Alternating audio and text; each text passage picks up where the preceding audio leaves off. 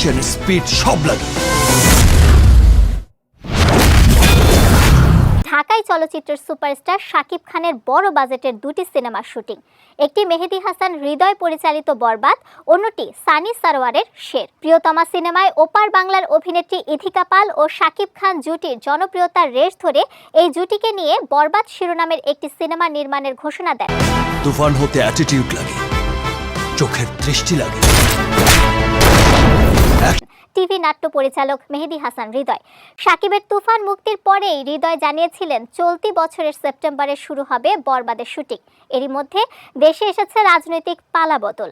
নতুন সরকার দায়িত্ব নেয়ার পর দেশের পরিস্থিতি ধীরে ধীরে স্বাভাবিক হতে শুরু করেছে, কিন্তু পশ্চিমবঙ্গ আবার আন্দোলনে টালমাটাল। তাই সব মিলিয়ে এখনই শুটিং শুরু করতে চাইছেন না নির্মাতা। অন্যদিকে চলতি বছরের ডিসেম্বরে শুরু হওয়ার কথা ছিল শাকিব খানের আরেক সিনেমা শেরের শুটিং। সিনেমাটি যৌথ প্রযোজনায় নির্মিত হওয়ার কথা শোনা গিয়েছিল, যার একটি প্রযোজনা প্রতিষ্ঠান শাকিবের এসকে ফিল্মস।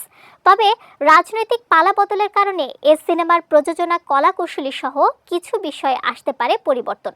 সব মিলিয়ে এবছরের পরিবর্তে 2025 সালে সিনেমাটির শুটিং শুরুর পরিকল্পনা করছেন সিনেমার সংশ্লিষ্টরা।